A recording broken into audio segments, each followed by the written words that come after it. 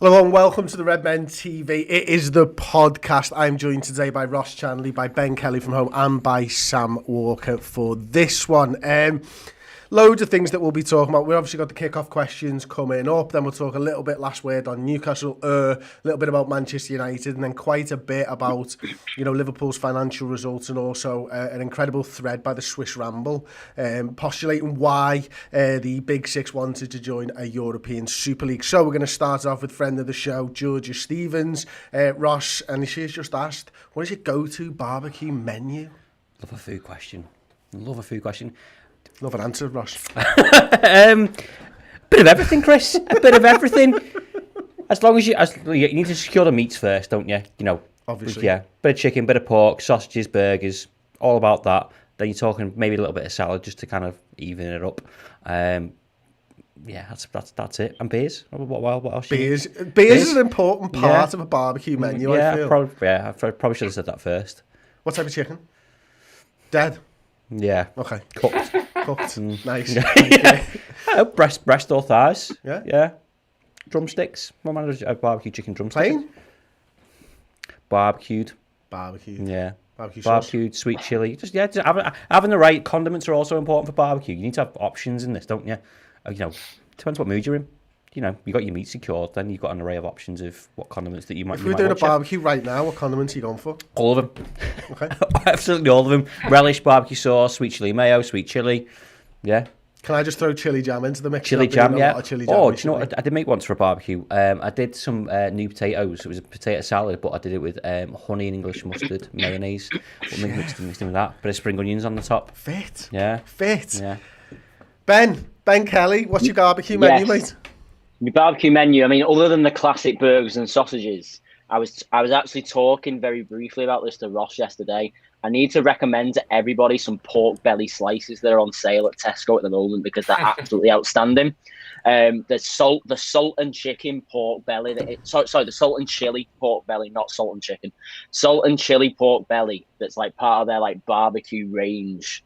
They're absolutely outstanding. My mum, every year when they eventually go on sale, me and my mum get dead excited about them, and she buys them every week. And you can put them in the oven or whatever, but obviously they're best on a barbecue. So they're definitely up there.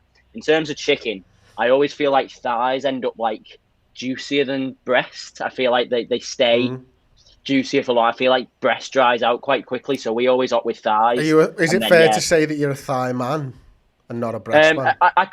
I can appreciate both. I can appreciate both, but we're talking. I can appreciate all bird anatomy, but from a chicken perspective, a very strict chicken perspective, I prefer. If I go to Nando's or whatever, I'll always have thighs. But yeah, then on top of that, Ross said, bit of salad. I'm not a massive salad guy. But I like peppers and onions on my burgers and stuff like that. And then the beers, the bottles of beers, that'll work. But Sam, what's the most important thing for the I've got barbecue to for you, stress mate? it. Okay, we're with you, mate. We're all with you. Go on, Sam. For me, my mum's got a bit of a family tradition. She makes this ridiculously good potato salad, and I got quite a big family on her side, and everyone comes to ours. Obviously before COVID, and loves my mum's potato salad. Is your mum doing a potato salad? Sick. She puts bacon in it, mayo, potatoes, and God knows what else. But it's unbelievable. So for us, that kind of makes or breaks our barbie. If we're doing a barbie without my mum's potato salad, we get a bit of a less participation. If she's on, then we're flying. Beer always for the meat. I'm quite a traditionalist, so burgers and sausages. And I don't mind a bit of chops on the barbecue sometimes. Definitely thigh over breast, I think, for me. Just sort of, I'm a bit of a thigh man in that respect. Drumsticks, I'm trying to think, something. Steak on the barbecue can go down a storm if you get the right slice. Yes, got to be steak. Marinated, got to be marinated pre-barbecue, otherwise you're not doing it right. Sorry, Ross. None of this plain chicken guy. Although you do come across a bit of a plain chicken guy. Sorry, just to, do you have lemon and herb in Nando's, mate? No, medium actually. Oh, okay. Do you know what? I stand corrected, mate. You're I feel that, Sam. It's all. Sorry, mate. It's all a bit. It's got to be marinated, yeah. But yeah, barbecue's a serious affair. You've got to be prepared. Yeah, I think so. I'm with Ben on the salt and pepper pork belly slices. I did that on Friday for the first barbecue of the year. Got to be done. If I've got loads of time and I'm thinking about it, I'm getting a leg of lamb and I'm deboning it and I'm laying it flat and I'm barbecuing that with loads of salt and chili and stuff like that, right? Because you get like there's almost 3 cuts on a leg, so you can have individual and it all tastes slightly different. It's fucking amazing, to be honest with you. And there's got to be ratatouille there, and there's got to be baked beans and baked potatoes to add on to what you guys have said. I'm always about baked beans. Wow. Massively overcooked, fucking an hour in the pan, so there's barely any fucking stuff. Loads of butter in the baked beans, salt and pepper in there. Beautiful. So you're a bean guy. I am a bean guy, big time, and I'm all about the leg of lamb. Okay, we've got another one as well, which I think is quite interesting, from Skippy FC. I'm not even going to read his but what would chairs look like if our knees bent the opposite way? Just Ross on this one. I think they'd look the same, but you'd have to just cut them off, wouldn't you? Like there. Like if you can't do it on these ones, but if you just turned your chair around and you sat like you were a cool kid when you were in school, it'd just be like that, wouldn't it? Because your knees are bent that way. My thing is more, it's not the chairs that change, it's the fucking table. If my legs were here, where's my fucking computer going and all that? Like, you know what I mean? If my legs are fucking coming up, where's the table going? I didn't take it as that. I take it as in like instead of bending this way, they'd like your body be twisted, so your legs would be down here. So your legs would be at the back? Yeah, that's what I thought That's what I thought it was. Really? Yeah. Am I the only one that thinks it would be the knees bending the other way? Yeah, I picture the knees. Yeah, if your knees bend Oh yeah, I've just twisted the waist around, haven't I? Yeah, you've just basically done what every kid's Barbie doll does, and you've just turned the legs the wrong way around. Yeah. It's nice. It's an interesting one, I'll give you that. If anyone's got a good answer for that, now's the time. But Charlie Armour has asked Ben, this is the last one of these, how should the Diplodocus wear a tie? And I'm thinking, I've got a picture here, Tom, if you can show me this, just for everybody who doesn't know. Here's a Diplodocus right here. So I think the question really revolves around, did he do the tie at the top of the neck, right? Or did he do the tie at the bottom of the neck by the body? I mean, it's a question. It's got to be the bottom, I think. It depends because it attaches to your collar. So if he's wearing a shirt, then that's going to go round his body. So then that's where it's going to be. Like you can't have the shirt on and then just put the tie here. That's not how you do it. We don't do it that way. We don't have the tie here. So yeah, he'd look silly, wouldn't he? Yeah, he'd definitely look stupid, wouldn't he, if he did his tie at the top. Sam, what do you think, mate? Yeah, I'm thinking a bit left field. I'm thinking he's got a massive collar, just the size of his neck. Yeah, and I'm thinking the tie just comes down like 10 feet, just little pin, and then because think about it, if he's got a tie on the bottom, it's just going to drop to the floor and it'll just look like his cock. So I think if we get like a shirt with a massive collar, a little button at the top there, down the neck, little pin on, could look quite smart there. Okay, he's going to look smart. Okay, fair enough. I didn't expect that was the answer. I think. Yeah, tie, I'm not sure. I think body personally, but I think dicky bow tie at the top, proper tie at the bottom maybe. I don't know why I'm thinking that. I've not really given it much thought. Let's just move on. We're going to get into the big topics now. We're going to talk about Newcastle very, very shortly. The time for anybody who wants to put the timestamp in when we top talking shit is about 9 minutes in, so you can do that right now for anybody, okay? But before we do that, we've got an incredible incredible few videos over on the redmentv.com. They've been streaming for a while, but I think because we're going to talk about the Champions League, here's the type of stuff that we could have missed out on if the European Super League was a thing. There are days you remember for the rest of your life. The setting couldn't have been much better. Even now I'm talking about it, my face hurts. I struggle to think of a better hour I've ever had. Pride really was we kind of overwhelming emotion. Dream come true, 100%. Our city, what it's about, music, culture and football, that's about it. I felt like the luckiest lads in the world, you know what I mean? Like, what right have I got to be there doing that?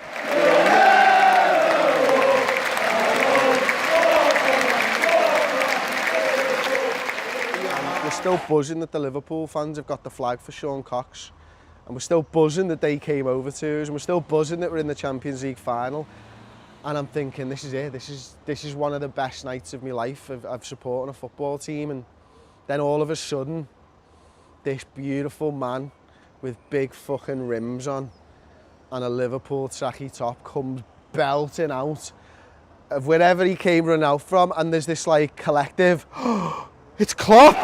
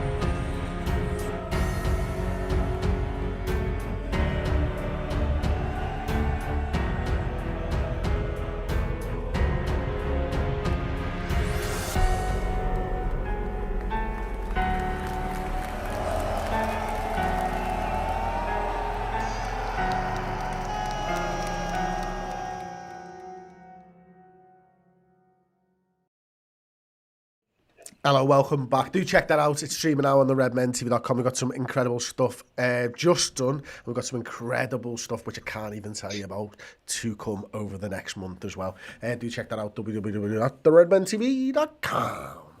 Sam, I've not spoken to you about Newcastle, mate. In fact, I've not spoken to anybody because I had to leave the final word yesterday because I wasn't very well. Anyway, I didn't shit myself, so it's not the end of the world. Sam. Yes. Mate. How did you feel after the Newcastle game? Now that we're a couple of days out, how are you looking at that performance? So, I was fortunate enough to not watch all of it live. I was playing cricket and I had a short batting innings in between our game, which obviously meant I didn't get that many runs that day. But I watched as much as I could around it and then filled the gaps in the night. So I did watch all of the game. It's a strange one because Ben was absolutely really good the other day actually on it. So well said, Ben, on some of the stuff you were saying about the game is that it was bizarre because so much of that game was so good in that, you know, Thiago, God, what a player he can be. You know, we ran the game first half. We were brilliant. Yeah, we didn't put our chances away. That can happen. No, it's happened a lot this season, but you 1-0 up. For me, biggest problem with that is what we did in the last few minutes of the game. I don't understand why we're still playing 4-3-3 with 5 minutes to go. I don't understand why after we just concede the goal and we get away with it, like Klopp calls it at present, we're still playing 4-3-3. Our game management from the bench and on the pitch is absolutely shambolic at the moment. We just don't know how to shut up shop and go 4-5-1, 5-4-1 and just shut a game out. And it leaves us in a really precarious position moving forward. It's bizarre because that game hurts as much as the Villa win felt so good. That's comparable. So it's really tricky to sort of place it. Sam, why do you think that is, mate? Why do you think we can't see a game out at the moment? Well, I think for one, we lack leaders on the pitch. You know, Milner was on the pitch, but you know, it's one man and 11 men. And I think really, for me, in my opinion, and I'll probably get hammered for criticising them, but I think it comes from Klopp. The minute that clock ticks to sort of 88, 89 minutes, Klopp should be shouting 5-4-1 or probably 4-5-1's the better option. And we have no space in between the lines, and we have no second ball problems or around it straight away. So I think it's down to Klopp. He should have had us 4-5-1 with 1-0 lead going into injury time. And that's where it comes from. On top of that, you know, have you seen that video going around Twitter of Firmino where he just falls backwards when they score? He's watching the play. Why is he watching the play? Why is he not 10 yards deeper with everybody battling? As much as that represents the fans, but the problem's in the video right there. Him and Curtis Jones are stood, hand on hips, watching what's going on. They should be part of it, defending that goal for their lives. It's just the decision-making at the moment. Everything's frantic. We're paranoid. We're scared. We know that potentially the next few years of our legacy of this team is on the line. And I think it's all getting to them at the moment. And, you know, that comes also down to my opinion as well. Is Fabinho shouldn't be playing centre-back. That's my opinion. I just think all of the decisions that are going at the moment, both on and off the pitch, are just chaotic is the word. And that's where I am with it at the moment. Well, let me just quiz you a little bit more before I get the views of everybody else. Sam, who's playing centre-back in that game when that Phillips gone? Well, we've just bought someone, Ben Davies. I don't care if Reece Williams plays because for me, it counteracts each other. You expose Firmino and Kabak to a through ball. You expose Fabinho and Kabak to no real protection. They're just as vulnerable as if you've got Fabinho in front of another centre-back, Williams or Davies. For me, it's and the balance of the side's better with Fabinho in midfield. You've seen over the years how many teams have got away with putting a random kid in defence and they get away with it for the game. We're playing Newcastle United, who are 4th or 5th bottom of the league. You know, putting Fabinho in that team just consolidates the game for me. That's where we should start. But in fairness, go on. Yeah, I mean, for me, like, look, I'm not disagreeing with you. I'm just trying to find out more. So there'll be a load of people who are sitting there going, and myself included, to be fair, well, Reece Williams and Ben Davies haven't had any footy. So are you actually better off playing a lad that's not match fit versus someone who is, and your midfield dominates the game, to be fair? Like, yeah. I mean, I think you can see there, can't you, Sam, that we did dominate the game, we just didn't finish our chances. I remember me and Paul spoke about this the other day, is that, like, Paul puts it down as like a team thing. I put it down to the attack is why we didn't win that game. And I can see both sides of an argument there. Yeah, and I think you don't have to be mutually exclusive. It was both problems. The attack should have won the game. It was absolutely shambolic, the finishing on the day. But then at the same time, the way that the team handled the defence. I just think it's about disruption. Like, a prime example of this is Fabinho takes out Saint-Maximin on 87, 88 minutes and gets a yellow card. That's unbelievable defensive midfield play. That's the kind of thing that stops a goal before it happens.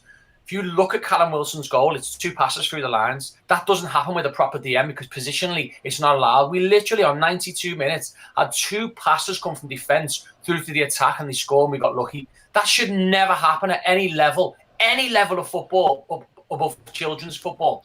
In the last few minutes of the game, it's shocking, and that's the setup to the team. I'm just trying to pull it back to, I suppose, my own personal thing. The Fabinho thing probably didn't matter, but I know we're going to talk about it later on the show. But going forward, if he does that again on Saturday, I don't see us winning the game. I think Fabinho has to play in the middle, moving forward. But so I suppose it's not really that much of a big deal for last week. That wasn't the reason why, but it was one of the contributing factors as to why the game was so chaotic at the end. If Fabinho was playing defensive midfield with 5 minutes to go, we win that game 1-0. I put my whole house on it because he just deals with things differently. He puts himself in positions where the ball bounces secondly, where there's a through ball potentially going to be played. Anybody else in that squad hasn't got that same sense of danger. So although we handled the game for 92 minutes with him in defence, when it mattered, he wasn't where we needed him to be. And I suppose that's where I'm alluding to. Yeah, I think so much there, Sam, that I can absolutely agree with, because I think Fabinho's best sort of attribute for me anyway is probably that his positioning is so underrated. It's not talked about, but he's always in the right spot at the right time. And Ben, coming on to you then on the Newcastle game, I think there's been a lot of talk about lack of confidence in front of goal, lack of confidence when holding on to a lead towards the end of games. Is this where you're thinking the team are right now? Do you agree with that it's a lack of confidence, or do you think there's something much deeper? Yeah, I think it is deeper. I said on the final word yesterday, so I'm repeating myself a little bit, but I think there's a mentality on both sides of the ball for both teams, for ourselves and whoever we come up against. And for years, that mentality was, we're never going to get a goal here, or Liverpool are going to score late, or whatever. You know what I mean? And that takes a very, very long time to build up, but it doesn't take a very long time to destroy it. And I think what we've suffered since the new year has been just that we've sort of wrecked that image of ourselves for other teams. Yesterday I used the example of Aston Villa away at Villa last year. Getting those 2 goals late on, and they walk away going, how the hell did we not get anything from that? We were 1-0 up with 2 minutes to go. And if you reinforce it enough times over a long period, it feels inevitable that Liverpool are going to score late, or it feels inevitable that we're going to hold on to games. At the moment, all that feels the opposite. Okay, we did it against Villa, but I didn't feel like we were going to.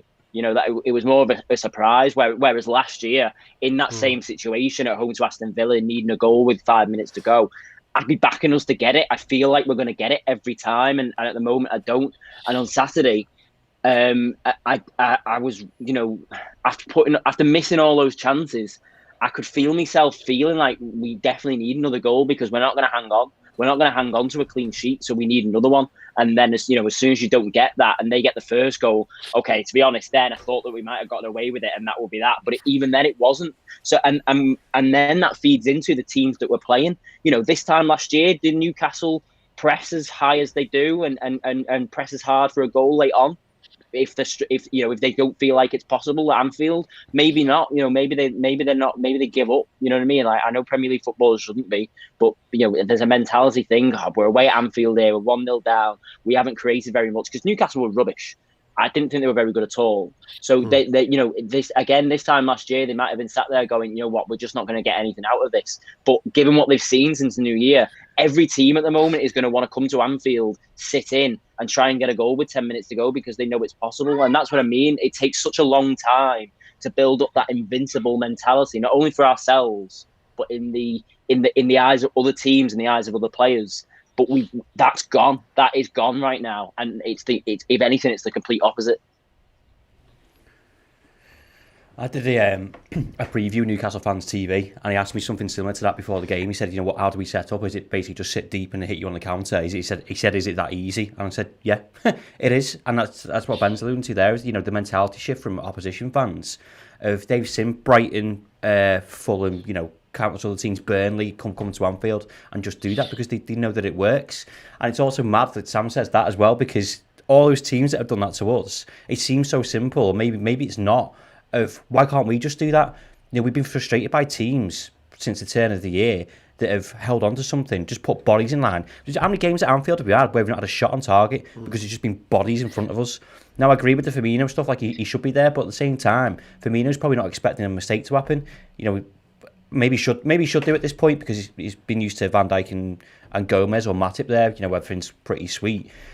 But, again, with 1-0 up, is that what Liverpool should be doing? Just go and, block the barricades up and just go like nothing's getting out here and see it out. It's a shifting in mentality, shifting tactics, which is quite hard. But we're getting to the point where we dropped 4 points this week. Yeah. And John said it right yesterday on the final word. Like, you can say we've lost the top 4 race for the past few months. We've lost it this week. Yeah, no, and that's right. There was one thing, and I'm not calling Kurt Jones out, by the way, for this, but this is that mentality thing, is that Kurt Jones has the ball and he's running down the right-hand side near the halfway line, and I'm screaming at the time, get it in the corner flag, you're 89 minutes, 90 minutes gone, and he cuts inside like we're trying to score a goal, and there's nothing inherently wrong with cutting inside and trying to get link up, but you lose the ball. And I just wondered whether, if the mentality was 1-0, it's got to be 1-0, whether he does something different in that mindset. If he's 4-5-1 and he's got one option ahead of him, for example, in Sam's scenario, he probably goes the corner flag. But the mentality is, and I think this is throughout the team, is they all think we need a second goal because they've all been there for Leeds, they've all been there for these ones where we're losing points, and that's got to change at some point. Burnley were 4-0 up and ran into the corner against Wolves on Sunday afternoon. Do you know what I mean? Take a little fucking leaf out of their book sometimes. I know it's not what we've been used to watching over the past 3 or 4 years, but I don't know if desperate times is the right phrase, but when you want to look with 5 minutes to go and you just conceded a goal, it is desperate times. Just fucking shut up shop and just get through it. Because 3 points now is massive, and we've seen Leicester one last night, so it's even further away from what we're trying to do. We should have been talking about Fabinho's yellow card as the biggest moments of that game. That's what I think we should have been talking about. Is that should have been the biggest moments of the game. Let's move it on then. We've obviously got Manchester United at the weekend. The Premier League's form team, it pays me to say. I'm just going to have a little look at the league table now as well, Tom, if you don't mind, mate. Obviously, Man City and Man United are none of our business, and quite honestly, I don't think Leicester are our business anymore either. 62 points to our 54. Chelsea are now 4 points ahead of us. Level games, of course, all play 33. West Ham are a point ahead of us. Tottenham are a point behind us, and Everton are 2 points behind us, but with a game in hand. So we could be sort of net 7th after this weekend's game. Sam, how are you feeling heading into this game? Because it's not a place where we go normally and get 3 points, is it? Well, there's multiple layers to this, because before the Newcastle game, I was thinking to myself, if we beat Newcastle, I envisage we would be almost where we are now next week, if that makes sense. So I thought we might be 3 or 4 points off top 4 after United, but that's fine because we've had United away. It's a bit of a free hit in my sort of, the way I see the season playing out. I read something from that, mathematically and statistically, which they usually there or thereabout right with this. 67 points is the top 4, and I think it was someone else on my Twitter put it as well. Actually, said obviously seen it as well. 67 points is going to be the expected number required for top 4 this season, right? So obviously you got to do the math with Liverpool. We need 13 points out of 15 to get that. I actually personally think now we might need 15. But the thing is about this game is there's a Man United element to this. They're going to be stuck between a rock and a hard place because they've got Liverpool. They've got no fans there for a start. They've got Liverpool. And they've got a massive semi-final, the only competition they can win, wrapped around that game. So it's kind of on us how to push the game and take the game, because if Ollie's 2-0 up or 2-0 down, that game might just be beyond him on 75 minutes because he's got bigger fish to fry. So it's on us to decide how that game kind of goes and the intensity we take into that game. If you go and win at United, even though there's no fans, the catalyst that takes you into 4 games against teams who is, to use one of your phrases, Chris, will be playing 90 minutes of garbage time, could be really interesting for us and could be a real push on for the last 4 games. Just essentially 4 cup finals, isn't it? So for me, this game is all or nothing. If we win on Sunday, I think we've got a great chance of being in the top 4, looking at the fixtures of the other sides. I think if we don't win, I think it will take some almighty miracle for it to happen. And that's exactly where I sit. I agree with that, Ben, and you know, for me, mate, I'm looking at the fixtures that we have. Obviously, we've got Southampton, we've got West Brom away, Burnley away, and Crystal Palace. We know how difficult Chelsea's fixtures are. We know West Ham have got some tough ones as well in there, but it comes down to this game against Manchester United, doesn't it, Ben? I mean, you know, they're a side that are set up to hit us on the counter-attack. They're a side that have caused us issues with that counter-attack, and they're playing a style of football that goes and mirrors ours quite well for them to get a result. You know, they do what the teams lower down the league do, and they do it much better than the teams lower down the league. And not only that, they're incredibly good at getting results, even though they're pretty crap, in my opinion. Ben, do you see Liverpool getting 3 points here? Absolutely not. I hate this fixture more than any other.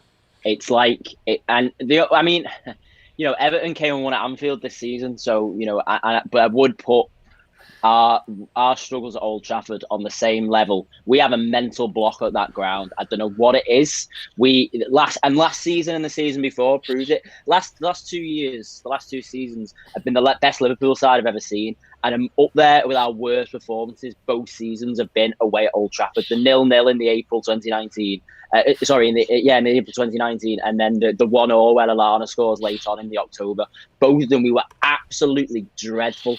We go away every time, and I hate it. We bottle it every single time, and it's not improved since Klopp arrived. And we've had some half decent results there. That we drew away in the Europa League, and Coutinho scored that goal, but we still only drew.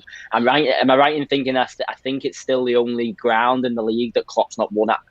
So it's just an absolute mess. It's the worst possible fixture at the moment that we could dream of having with the points that we need. As Sam said, I completely agree with everything that he said, and just the run of form that we're on, and the mentality, as we said that before, that the side's in. But again, Everton came and won at Anfield, and I was actually out for some dinner with some mates last night, and we were talking about the no fans and fans thing, as you do. And I was saying, I use the Everton game as the best example, as a game that's hurt us without the fans this season, because you go 1-0 down there at home. Imagine how loud the ground is with 10 minutes to go. Obviously I know they score the penalty with 5 minutes to go, but imagine how loud Anfield is in that situation with 10 minutes to go, trying to just push a goal in. Old Trafford's the same. Old Trafford is, when Liverpool come to Old Trafford is louder than it normally is. They make a lot of noise. They don't want to get beat by us. We went away and we scored a couple of goals there in the cup, which is more than can be said for normal games away at Old Trafford for Liverpool. Hopefully we can go there. We can take advantage. That they've been much better away from home than at home this season. Man United, they've been brilliant away from home, but at Old Trafford they've had some dodgy results. Hopefully we can go there. We can do what Everton did, take advantage of there being no fans, and just break that hoodoo. Because if we do get a win, even without the fans, it is a mentality thing. We can go there in future seasons and do it with fans, but we need to get it done sooner rather than later. I think in my lifetime we've won 3 times there. We won in 2014, 2009, and then did we win early on in my life where Danny Murphy scored a free kick or something like that? You know what I mean? Like we I think it might only be 3 times that we've ever won there. I'm 22 years old. I hate going. It's the worst possible fixture for us at the moment, and I'm not looking forward to it. The end. That's a no from Ben, I think. Yeah. It's hard to disagree with any of that, and he did mention in there as well the fact that I don't think specifically the way that we're playing at the minute, because from what I believe, Newcastle, we actually played really well, we just didn't convert. Similar to Leeds as well, although we didn't really watch much of that because we had other things to kind of discuss. But it's the confidence and our mentality and the players going into Old Trafford as well, because they might be thinking about that as well, but they might think about the past 2 weeks. They might see the Leicester result, they might see Everton at that point might be able to catch up with us and just go, every fixture seems to be a bit of a kick in the tits at the minute, and they must feel the same, of going, just fucking get to the end of the season, just we're just done with this, whether it's injuries, whether it's just stuff off the field this week. I think plays on their minds as well. I'm sure it doesn't when it comes to actually being on the pitch, but no one's really spoke about their mentality and what they've done, and what their mindset, what they were like last week before the Leeds game. They got loads of shit from Leeds fans and probably some others outside Ellen Road going into a football game, and they actually played quite well. But even going into this now, of it just seems awkward at the minute, doesn't it? Of John Henry's not come over and apologised, and we'll come on to the Super League stuff in a bit. But just a load of noise that they didn't need along with everything else that's going in, and they play really well against Newcastle and everything's sound, but because they didn't convert the chances, they get punished. And then when you're playing a side who, like you just said there, don't need a lot, are a bit spawny because they're a bit shit, they score goals after the fucking final whistle and all sorts. You just don't fancy your chances going into it. What about this then, lads? I mean, I'm not sure I fully believe this, by the way. But Liverpool are now unbeaten in 5. It's probably the longest unbeaten run we've had, certainly in 2021. Like, we're down on it, and of course the players will be down on the fact that they've let 2 wins turn into 2 draws. But equally, from where they were 2 months ago, you know, to where they are now, is there something that they can build on heading into this fixture? Possibly, but I think that was what we were talking about before, having Fabinho in midfield. Just changed everything, and I agree. But you know, he's also at a risk if he puts Davies or Reece Williams in there. Some people, not everyone, will be saying, you know, if they made a mistake, why don't you put Fabinho in defence? So it's a really hard choice for Jurgen Klopp to go and do that. You've mentioned Man United's attack and how dangerous they are. Yeah, they can build on it, but it's almost at the point where it's almost a bit late. Do we need Nat Phillips back to win this game? Yeah, it might. Yeah. Ben said this yesterday, and who thought we'd be sat here saying that? The other thing is as well is as fans, we still don't know what we're fighting for. We still don't know what the repercussions for the Super League thing is. Are we going to get a point deduction? Are we going to get a ban for UEFA? Now, that doesn't matter in the context of going into the game because you go in wanting to win every game. But again, it's another like dark cloud of like for me of what's going on. I'm not confident because we didn't beat Newcastle. I'm not confident because we didn't beat Leeds. The teams around us, and we're playing Manchester United, and I'm still at the point of what's the point right now? I don't know, but I did change the calendar upstairs in the office yesterday. 5 games, just like done. Just fucking get it done. Can I ask what everyone's opinion on this Super League and the potential like points deduction and all that type of stuff is, Sam? Do you think these teams should get something from the Premier League handed down to them? No, because legally they've got no right to. And, you know, like I'm sick of saying this, but Ben alluded to something before. It's like corrupt this, corrupt that. You know, it's all right when UEFA get out their officials sent to jail. You don't pay out all the clubs, 10 million quid as an apology. They don't cancel the World Cup in Russia and revote it. Do they fuck? So they can all do one. At the end of the day, a load of people who, made the decision they did for whatever reason, they did it and it didn't happen. And no notice was given to the Premier League to leave the competition. All that happened was a bunch of executive left positions in the UEFA Clubs Association, am I right? Which I believe there's European no legal... Clubs Association. European, yeah. So there's no league. You can do that at any point if you want to. You might have a family bereavement. You need to get off. You need to go and focus at home. You can do that. They did that themselves because they wanted to move on. But they can't do this. They can't just throw... The players, in my opinion, are what stopped this happening. Fans did a great job of raising the profile of the noise. But in my opinion, realistically, the players did this with the decisions they made internally.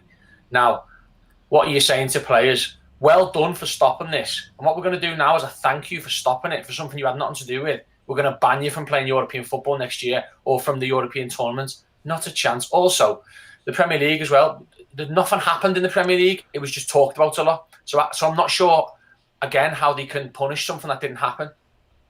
I can't imagine that UEFA, firstly, do something mad because we know how important those clubs are to UEFA competitions and they're just cutting the nose off to spite the face. And the one thing UEFA will not do is cut the nose off to spite the face. They never have done. They want the money. They never will do. When it comes to Premier League, though, Ben, where are you sat on this?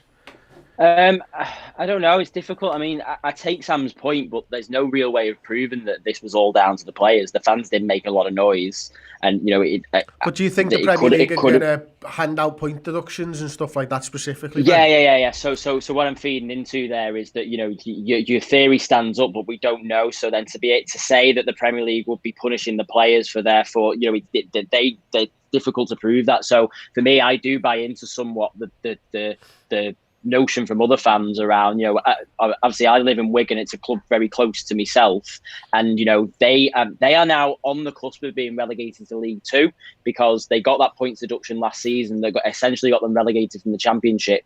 All the players had to be sold, and they're now in a relegation battle in League One that they might well lose. I think, well, if they pick up another win, they'll probably be all right. But they're very, very close, and that is the sort of the consequences of their owners running them into the ground. You actually read into what happened with Wigan. It was absolutely no fault of the club, the players, or anything like that. They were just cowboys from the Far East who came in and decided that they want to strip the club of all the assets, and they just decided that they're going to sell off. And the EFL went, well, okay, that means that if you start doing this, then we're not going to let you play in the EFL. And they went, fine, I don't want to play in the EFL. We'll just continue selling everything off because we don't, we want to run it as a business. So the point is that, I do buy into that mentality of, well, look, Wigan fans didn't want it, Portsmouth fans didn't want it.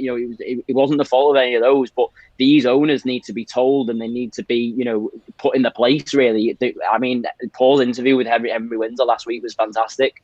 And Henry Windsor was saying, the arrogance of these guys, they think they can run the world and they can't. They need to be fucking told that they can't run the world. And the FA and the Premier League, for me, have a good opportunity to sort of, really, really demonstrate to them that they are messing with the wrong game by trying to do this. They're messing with the wrong country. I think that it's probably naive of me to be saying all of that, because I don't necessarily think that we will be given any bans, to be honest. I think that favouritism will rear its ugly head and everything will be okay, and we will be playing European football of some description next season. But I do think that the irony is we could be playing in a new European competition. If we carry on. Exactly, yeah. But I do think that once that decision is made, let's say, there is no punishment given out, once that announcement is made or whatever and all that, there will be a lot of backlash from other English football fans. And I'm not just talking about teams in the Premier League, I'm talking about the teams in the EFL, because they were the teams that were really going to suffer because of this. The Premier League teams coming out, somebody like Karen Brady getting on a high horse and coming out and saying, oh, they deserve punishment and all that. For me, there are no Premier League fans who can really sit there from an unbiased position and say that there should be some punishment, because let's be honest, let's not pretend that they're not saying that because it will benefit their season potentially next season. The likes of Everton and Leeds and Leicester, they're all sat there at the moment going, oh, it might mean that we get to play some Champions League football or some Premier League football next year. Don't give me that. But the teams further down the football pyramid, the teams who have really suffered because of this, points deductions in the past through no fault of their own, they will have something serious to say about it, and I wouldn't blame them. It's such a hard balance, isn't it? Because I think you're right. UEFA and Premier League wouldn't want anything to happen because they need those six teams or whatever it is. It's a test of your moral compass. So really, you couldn't argue that did happen, but because they need those players for TV revenue, sponsors, money, essentially. UEFA, same thing. They need those teams to attract Champions League viewing, sponsorships, TV rights, same thing. But the other side to that is, for me, and I think Sam or Ben hinted at this, is there needs to be some sort of punishment for the owners. But not only that, a deterrent. Because what's the saying 6 months' time, we're not having the same conversation? Because if there is no punishment, the owners just go, well, we'll try this again. What's to put them off? My situation, which I don't think I could argue with, was to issue the fines to the owners and some of that money go to those lower leagues. That would be a good sign of doing things. Support the pyramid system in English football. How could you possibly find the owners? Like, how could you find FSG when they are in the Premier League? It's so hard, but that's you find the clubs and it's them. But again, that's taken away from, I don't know, transfer fees or wages, whatever else. Like, it's no one else's fault bar these owners. I don't know what the answer is, but like I said, the importance for me is a punishment for those, and I don't know what that is. And more importantly, a deterrent, because I don't want to go through last Monday, Tuesday ever again. And that's what it feels like. We had a conversation around the league yesterday. It's kind of quieting down a bit, and everything's kind of carried on. And the signs of buying Canate, and Chelsea fans, I don't think that pissed off. Man City fans are kind of by the by, but. I don't want this conversation. I've kind of kept out of this sort of at the moment and stuff, because there is a huge part of me that wants Liverpool to be punished for this, and I want Liverpool to be embarrassed to be associated with this European Super League. I truly do. But when you look at the cold hard facts, I'm kind of with Sam, and I'm like, well, it's like you going, can I go on holiday? And we go, yeah. I don't like where you're going. You can't go to fucking Turkey, mate. I want you to go to France. Like, you know what I mean? It's just a bit like, it's the midweek. They're not actually involved in the Premier League competition. They didn't want to leave the Premier League. So how can the Premier League possibly, as my eyes looking in, go, we can fine you for something that didn't fucking happen, right? And B, wasn't actually supposed to affect the Premier League in any way, shape or form, other than the monetary side of things, which, again, it didn't happen. It didn't affect them. You can't have a go at your wife for thinking about sleeping with someone else. Fucking have a go when they've slept with someone else. You know what I mean? Like, it just... And yet... Yeah, you know what I mean? It's just a bit like, how can they possibly do it? Like, and yet I do want Liverpool to be punished, and I do want the Big Six to be punished. But also the legality, like we saw what Man City did with FFP and UEFA, they had the pants down. Like, you come at a fine with Liverpool Football Club and from the Premier League, and the Premier League will get lawyers in. And the Liverpool and the big clubs will get lawyers in, they'll spend more money and they'll come out and the Premier League will look fucking stupid. Yeah. Because that's what money talks. Yeah. And the money's with the clubs at the moment. Even in this mad pandemic, it's so interesting. Go on, Sam. Yeah, I was just going to say, and there's one factor about this whole saga for me that wouldn't be over now if this was true. If that whole thing was exactly the same, but they said we've got, say, 15 clubs that are going to start this off because they've took the gamble, but we're leaving it open for promotion and relegation. We just don't know how that's going to work yet. More news to follow, right? If that was said in the PR statements, I guarantee that right now you'd be seeing polls on Sky Sports. Is the Super League better than the Champions League? They used that one factor to basically blow everything up. And rightly so, by the way. That was awful and was a terrible model. No one wants to see it. But little singular factors of all of this on everyone's part would have changed the complete fate and the timelines of how this has gone. So I think that everyone's a little bit of a hypocrite. But Ross has absolutely nailed it there. The only thing you can do is what the Premier League did this year or whatever. When Man City got that stupid goal against Villa where someone was 40 yards offside, blatantly in play, and went and nicked the ball off Tyrone Mings when he touched it down because he thought that he couldn't because he was offside. Then they give City the goal and the next day went, oh, we've realised there's a hole in the law, we'll change it. There's no difference on a much bigger scale. They've got to fix legislation to go forward. That if a club does this, it makes it more financially worthwhile to stay where they are than they do to leave. If you leave, you pay an immediate £300 million fine each. That way, no one's ever going to go to a Super League because unless there's billions of pounds each on the table initially, it ain't going to work. That's all the Premier League and UEFA can do. But UEFA ain't going to do that because UEFA are full of shit themselves. But from the Premier League's point of view is legislation on the table. Fix it now and it won't happen again. In my opinion. I agree with that. Okay, well, let's talk about some of the Liverpool accounts first and foremost. I think I've pulled up an article here, brilliant article by James Pearce at The Athletic. Just going to read a little bit from this. So, they provide a snapshot of the financial impact of the global pandemic on Liverpool. The club's accounts for the year to May 31st, 2020 show a pre-tax loss of 46 million. Total revenues were down by 43 million to 490. An 8% fall on the previous 12 months. However, given the current figures cover only the opening 3 months of the crisis, the true cost of COVID-19 to Liverpool is much greater. Senior Anfield officials insist the figure currently stands at around £120 million in lost revenues, and it's expected to climb further in the coming months. The club's wage bill continued to rise from 310 million in 2018-19 to 325 million, an increase of 4.8%. Only City pay more in the Premier League. Liverpool's wage bill stood at just 263 for 2017-18, meaning it shot up 23.6% in the space of 2 years. The rise in the wage bill is understood to be heavily linked to bonuses as a result of Liverpool's on-field success. The only significant senior signings made during this period were Minamino, who arrived from Salzburg for $7 million in January, while Joel Matip, James Miller and Origi all agreed contract extensions. The accounts show that Liverpool's external debt rocketed from 50 million to 198 million as they reacted to the uncertainty of the pandemic by utilising their loan facilities. However, The Athletic understands that a significant chunk of this has since been repaid. So, if I just go back to the top of that and look at that, total revenues were down by 43 million, but there is a pre-tax loss of 46 million, and this only covers the first 3 months of the pandemic. Ross, you've had time to probably digest this all now. What are you gleaning from all of this information that James has handed to us? I don't think it's a shock, to be honest with you. And you could probably take a bit of solace in the fact that a lot of other clubs will be in this situation as well. This isn't just ideally like a Liverpool thing, but we know the match day revenue for Liverpool is like well over £1 million. that's where the loss comes in. A lot of people will be thinking about transfers and stuff like that. It's not a surprise that I think it's closer to 2 to 3 million. I think the talking's maybe 76 million for a season's worth of home games, give or take. Oh, yeah, corporate stuff in there as well, of course, yeah.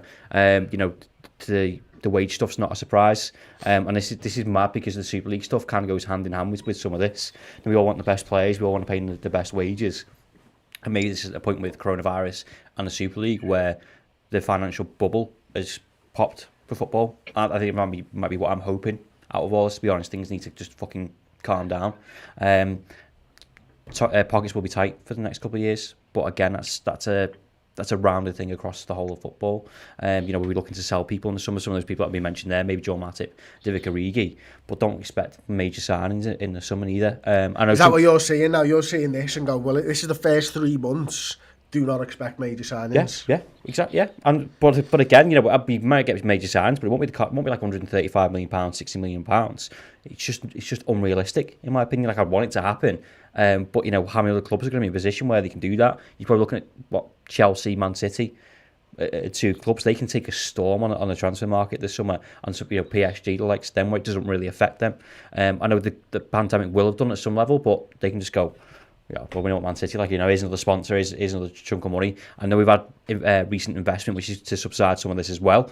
But still, you said there, it's the first couple of months. So was it Redbird that put in like a couple £100 million? 563, I think. But that's probably doesn't scratch the surface for the longevity of what this is. It might be 3 months, but we've been in this a whole year. Then it's going to be August, so we can have fans back in. Then you're still playing catch up for, I don't know, a year, 2 years before you do anything else. And if we don't get Champions League football, then you're looking probably even more. If you're not in Europa League, then you're looking at even more. If we're in this conference thing, you still got additional costs for flying out, hotels, all that kind of stuff. It's just a vicious circle. It's just it's not a surprise. Ben, what do you see this, and what does it mean to you when you've read this article? It's difficult to get my head around. I did read it before I came on, and there's a lot of numbers. The surprise, I think the most surprising thing was about the match day revenue. It's saying it around 3 million, so 78 million so far. We've had 26 home matches. There's 78 million pounds that you miss out on, and I think that's what it's something that I think before the pandemic maybe nobody had any real sort of just real perception of how much that over the course of a season. And I think it goes back to, obviously it's still not right that they tried to do it, but when they tried to raise the ticket price to £77, we were all going, you can't do that because match day revenue, it's only a small percentage of over a season. You get all the TV rights and all the merchandise sales globally and all that. Actually, I think there was a kind of a false sort of perception going around for a little bit that match day revenue was a significantly small percentage of what a club made in a year. But and I think myself included probably bought into that. But when you think about it, it's not loads on every individual go, but when you add up over the course of a season and then suddenly you take that away from a club, it's such a big chunk. I mean, £78 million is a lot of money. I wouldn't mind having that money in that pocket. The only thing I would say to counter that is it wasn't going from none to 77. It was going from 56 to 77, which is a percentage of gross revenues is nowhere near as big as 78 million over the course of the season. I'm still not justifying that was a good thing to do. I'm not saying that was right. But, if you think about and there was only a small percentage of tickets that they were going to actually put up to that price. They were raising the tickets at the time, all the tickets, but there was only a small percentage of tickets. But, what the point that I'm making is that all this money adds up. So the point was at the time, we're putting a small amount of tickets prices up.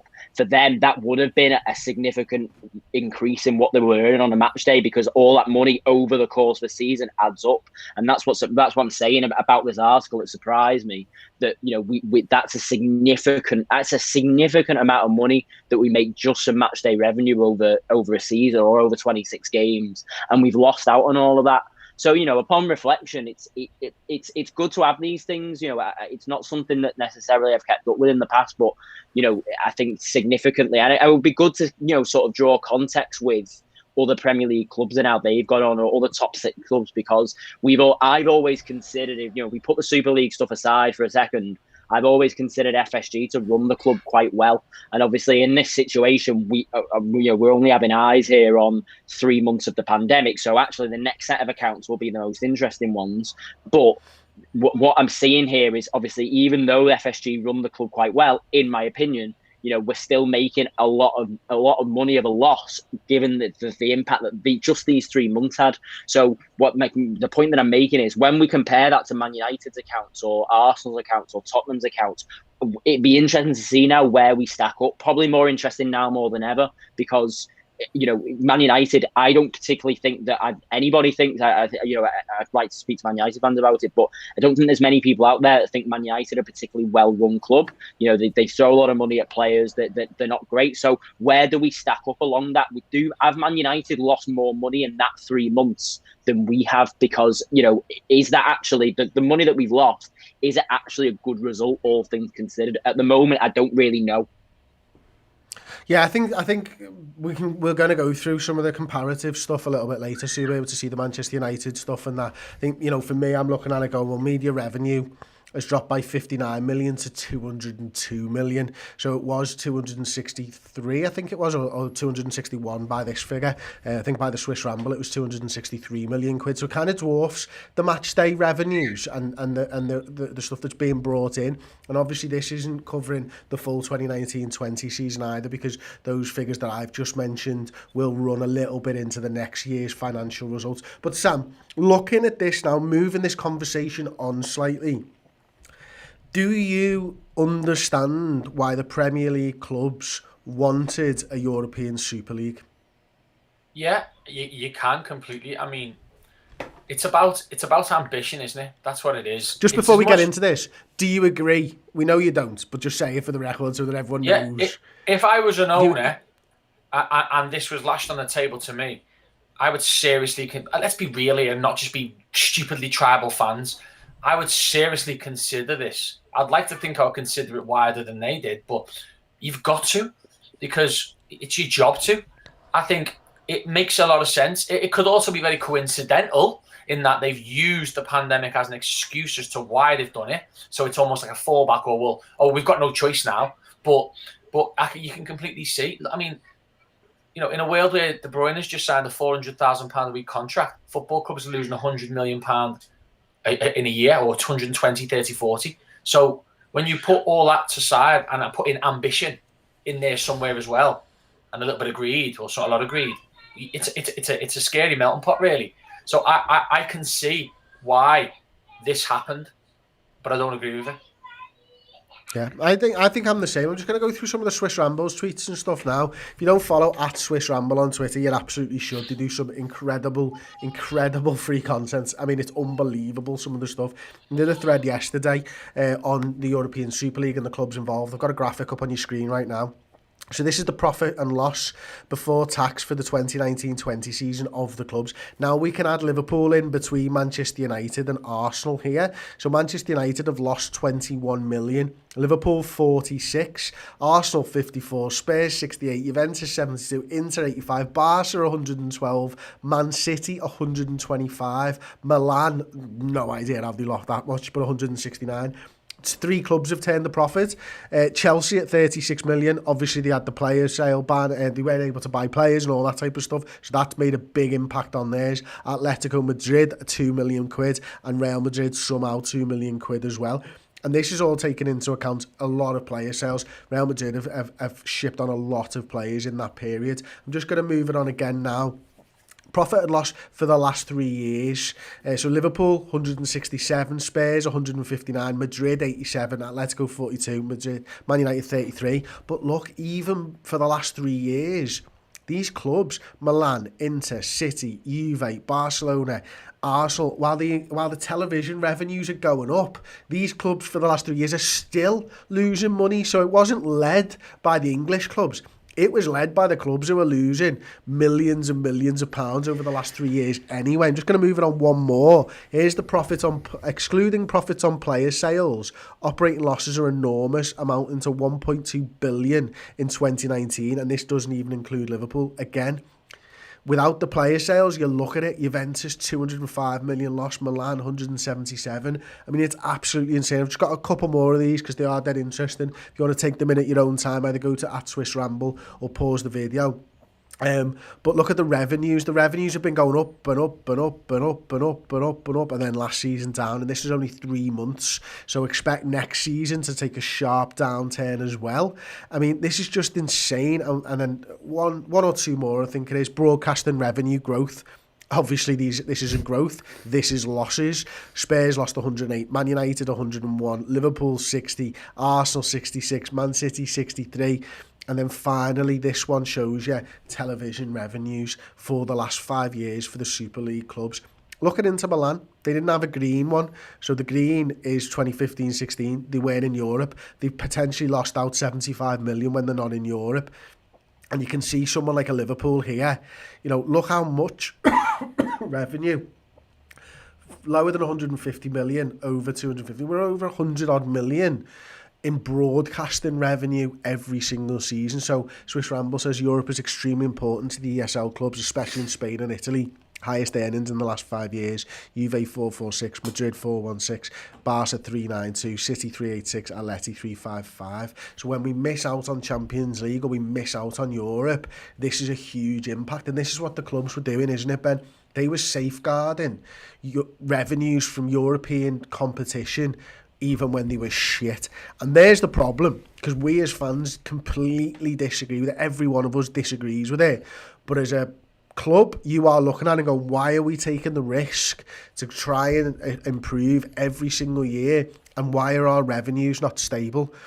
Well, because it's a fucking competition, mate. But, you know, you can understand why the clubs have done it. Yeah, you know, looking at those numbers, absolutely, they want that safety net there. They want that ability, that guarantee that they're going to get the money no matter what. But again, that's not how it works. It's just not how it works. But it is to them. It is in their minds, and that's the men. It's just the way different people's brains work. Unfortunately, the people running these clubs, they are running these clubs as businesses. You know, not football clubs. So they're sat there going, we need to maximize how, you know, we need to maximize how we can get this money regardless of what happens to the football team. And that just isn't how we operate in this country with the sport. You know, you were talking on the streams last week, Chris, about, you know, the way the NFL works, and, you know, we both watch Formula One, and obviously, you know, these are massive money driven sports, and that is how it is. And, you know, those sports, you know, they can be closed shops, and they can be, you know, massively revenue generating and massively revenue motivated. But football's never been like that, and it shouldn't be like that. And that's what it's becoming, I suppose. But it's difficult to accept that there are men sat in offices somewhere going, we need to manipulate this so that we always get the biggest slice of the pie, the biggest share of the cake. And that's just not what football fans want to see. And it's right, isn't it, Ross? Sorry, mate, sorry to interrupt, but this is where it kind of comes down to. And I think Project Big Picture's been lost in all the talk of the European Super League. But for me, you can understand why Project Big Picture was also put on the table again, securing a bigger slice of the pie for the clubs that generate the most interest. The ones that are taking the biggest risk. I mean, Liverpool, Manchester City pay more in wages than any other team, and yet they get the same. I completely agree with it. I think they should. I think money should be filtered down better. But as a boardroom member, looking at your football club, looking at your business, fucking hell, they must think, what the fucking hell is football? It's mad. Yeah, and that's what I was talking about, the financial bubble bursting before, because this is all a repercussion of the past 30 years of what's gone on. You know, the introduction of Sky, you know, what, 92, 93, Chelsea coming in and no one batting an eyelid then, you know, pumping money in. I always use the example of Sean Wright-Phillips. Liverpool wanted to buy him, and Chelsea just went, yeah, there's £50 million, couldn't afford it. So what do Liverpool have to do? Liverpool have to go out and, you know, try and earn more money to buy the best players, to compete, to pay the best wages. Man City come in, same thing happens again. So all these clubs, and probably, you know, Real Madrid and Barcelona, but it's no surprise Real Madrid are there because Perez is the one who's fucking banging the drum. But they've done the same thing. Pay Messi £500,000 a week because he's the best player on the planet, to try and warn off everybody else doing it, the likes of PSG, Man City, Chelsea. But it's just cracked up, and like no one's monitored it. So they're trying to do the Super League or the Project Big Picture for the reasons that you said, but also because they need that to be financially stable, to pay for those players, to pay for their wages. But if you were talking about a wage cap last week, or you know. cost cap rather than wage cap. Yeah. Like, that's what needs to happen. Just bring it all back down, because then you don't need this. The difference is, and what Ben said there as well, is like where all fans go, no, this isn't right. But guarantee, like, you run a business. You had the option to kind of do that. I know it's different because it's not a competition, but you can be financially secure and you can earn fucking shitloads more money. As a businessman, you go, yeah, I will do this. But it's so different because football's so unique that we saw what happened last week. You'd be like, I don't want that. But I feel disrespected as a fan. We mentioned this on the Rally yesterday, of them going, well, we can do this because you go to the game and you'll spend 40 quid. But that's not enough for them anymore. And it was 10, 15 years ago. Sam will go, well, Ben, I go to the game, go get a ticket. But they want someone that will go, there's a ticket for 300 quid for corporate. To go and buy a fucking load of merchandise, go and buy a load of food, go and do a stadium tour. And there's call for that around the world for all these 6 clubs. And these owners know that, which is fine from a business perspective, but it's not because we're fucking football fans. It's not a normal business. And I keep on saying this. They might have got into it because they think they can earn loads of money. Yeah, you've got into the wrong sport, mate. Because, look, if you're a fucking co-op, you can put a co-op at every street corner if you want. You can't do that with Liverpool Football Club. There's fucking one of us. It's not a normal business. It's not a normal industry. There's going to be a ceiling that Liverpool Football Club can hit with regards money coming in. I think personally that a cost cap needs introduced into football, but we could talk about this all day. I do want to do one important topic though finally, and it's the survey results and the statement from Spirit of Shankly. So if you are a member of Spirit of Shankly, last weekend on Saturday I think it was, they emailed all their members and asked you to answer a few quick questions by Sunday. The results of that are now in.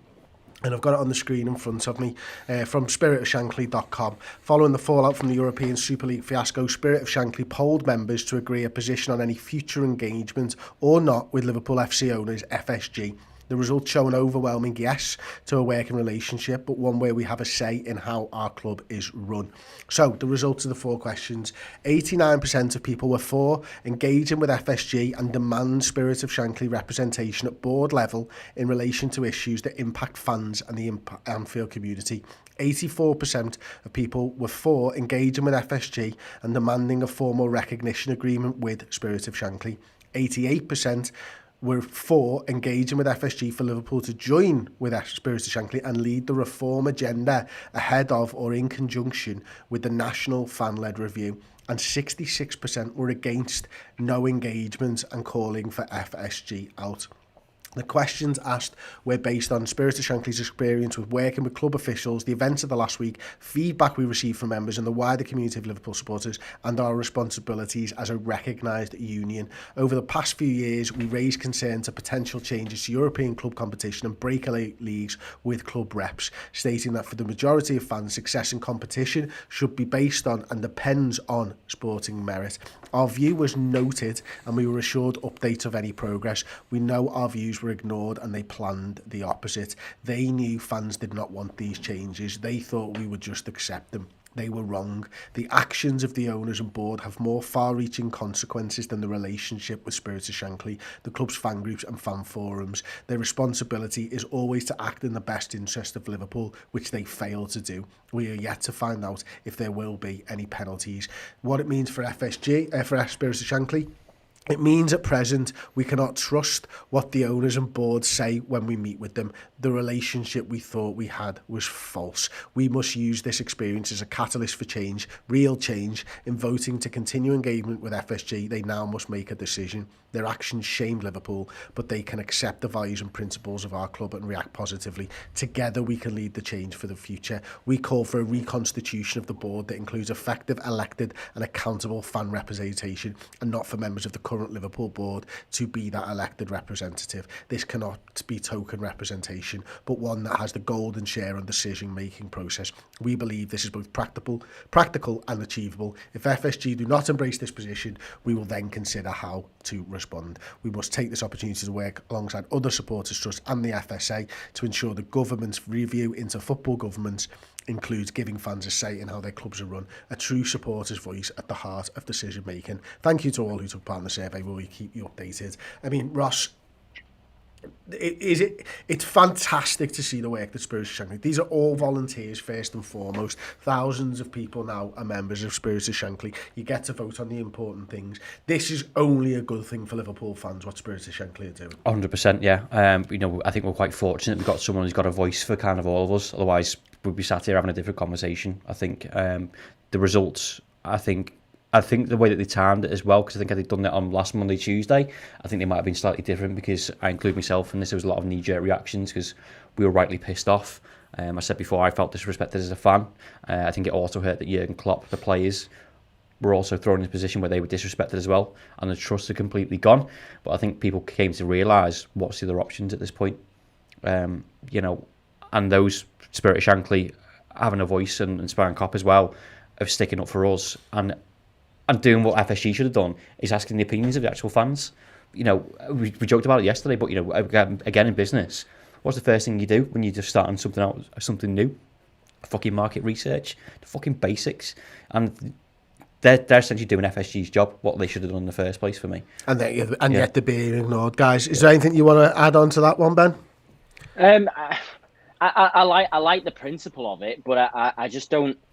Does John Henry know Spirit of Shankly exists? I mean, he might do now, and that's me worry. And the whole point for me, I feel like the reason that they didn't do any consultation about the Super League was because they knew what the answer was going to be. So for me, okay, there's been a bit of an uproar about this, but do I see that changing? I'm not sure. I don't. This is why we need reform, though, isn't it? Yeah. This is why English football needs a reform. This is why 50+1 is such a good idea, because it gives the voting rights back to the fans. We did the Around the League yesterday. I had Ewan Burns on, who's Man United fan. He writes for Italian football, and we talked about it. He's big into his German football as well, and he gave us a little bit of an insight into how 50+1 really works. And he was talking about how the whole reason that Dortmund and Bayern, it never got off the ground for them, was because the owners could have gone for it, but it would have immediately just been swatted away by the fans, because that's how 50+1 works and the voting comes. But that isn't going to come from FSG. That's going to come from a higher place. That's going to come from that's what Spirits of Shankly are asking for, though, isn't it, Ben? Well, they're exactly. asking for Liverpool Football Club with FSG to lead the reform. Whether they'll get that, I'm not 100% sure, but the reform question needs to be had. I mean, if you're not a member of the FSA, go onto the FSA's website. They're emailing at the moment now about things as well. Go on, Ross, you wanted to jump in? Yeah, there? and just kind of, because I do agree, Ben, but this is an olive branch to FSG, and he said in that statement, well, if they don't react to this, then we'll do something else. And I think that comes from, well, if they're out, if FSG out, what's next? And we've all said this, what's to say we're not going to get some other venture capitalist who's just going to fucking ignore us. They've been at the club for, 10, 11 years. They've made several mistakes, and a lot of people are rightly pissed off with them. But this is to say, fucking listen, you've got a chance to build some trust back by fucking listening to us, and if you don't, then that's the end of it. So I think Henry Wynn said this last week, come over here, go and say sorry to Jordan Henderson's face, go and say sorry to Jurgen Klopp, and go and speak to Spirit of Shankly, because if you don't, there's no way of mending it. Yeah, and that's the thing for me, is I massively respect what Spirits of Shankly do. I voted in that, of course, and for me, I think there can be genuine change in football. I think there has to be genuine change in football, because something needs to change. It isn't a normal business, as I mentioned earlier on, Sam, and with regards to FSG and Spirits of Shankly, I hope that SOS will lead this charge, and I'm damn sure that they will try their hardest to make sure the football is changing this country, and more specifically at this football club, Sam. You're muted, Sam. You're muted, mate. You muted the dog. Sorry, really interesting that. For me, I'll be honest with you, I'm quite pragmatic about it all, because I'm just realistic, to be honest. I think the only one of that poll, in my opinion, that's relevant at all, and kind of agrees with Ben to an extent, is number 3. It's about leading FSG. If FSG reached out to the fans, and let Spirit of Shankly, you can't be negative about what they do, because it's all in the right spirit. Same with Spy and Cop and any other fan groups out there that are trying to give a voice, but you've got to be very careful, because there are millions and millions and millions of Liverpool fans around the world who all want different things, and we've seen that this week. So I think it's very dangerous to put someone like Spirit of Shankly at the front of the queue and say you're the people, because you're people from one specific area mainly, with a set of agendas between you. You're not reaching out to Africa, to Asia, because that's what football fandom is now. You've got to be very careful. Shankly's open to everyone, though, mate. You don't have to put your postcode in to join up. No, I agree with that, but just being realistic, it's a union, isn't it? I just think we've just got to be very careful about how we go about this, because football is so much bigger than a localized sort of fan base who go to the game. It's tricky. We could go on about it all day, but I feel like if FSG decided to join up with forces with the fans, say, okay, you know what? Like, I don't care about the mistakes, because as fans, we're lost anyway a lot of the time, and we spoke about this over the last week about what we want, what we do, how we allowed it to happen, so to speak. But if they did say, right, okay, we're going to be on board with you now, and we're going to see if we can put a cost cap in, because that would benefit them as well, because they've been big FFP sort of fans, haven't they? Mm-hmm. So I think it would be good to see. But at the same time, I'm not on board with the trust thing. Like, I don't know why they need us to trust them. It doesn't matter if we trust them or not, because we're fans to them. Like, we go to the match, we support our team, we do our thing. If we don't go the game, we miss out. If we take Liverpool Football Club out of our lives, it's us who's lost out. Okay, they will replace us, which just sounds awful, but it's just cold, hard facts. So this whole idea of trust for me is a bit overplayed. I think they need to go back and run the business as best as they possibly can. The Premier League need to do what they need to do to stop it happening again. And I don't really know where football goes now, to be honest. I don't really know what FSG can do. Can they really go, we're going to lead the charge, and then just get faffed off by everybody else? Do you think Roman Abramovich is going to stop sports washing through Chelsea? Do you think the same is going to be at City and PSG? I feel like it's a bit fairy tale at the moment until there's legislation put in place. And that's just legislation's key. Legislation's key, and it has to be.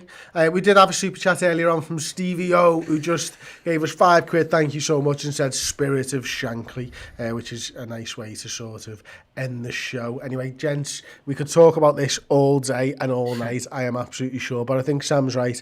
Legislation is key in this battle moving forward for football's soul. We do have a competition running on the redmentv.com for all of our Club Legend subscribers, going to play out on the competition. If you want to get involved, go over to the redmentv.com, join as a Club Legend, and you can be in with a chance to win this.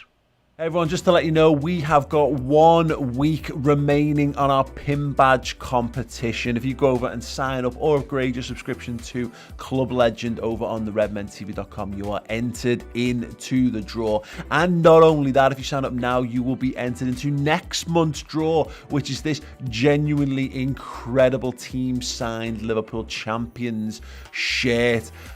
Just spectacular thing, but yeah, you got a chance. If you enter right now, you get entered into both competitions for one simple monthly fee, as well as getting access to our whole suite of Liverpool content, documentaries, features, series and interviews. It is a brilliant service. It's a bit like Netflix for Liverpool fans, so get involved and be in with a chance of winning amazing prizes as well right now.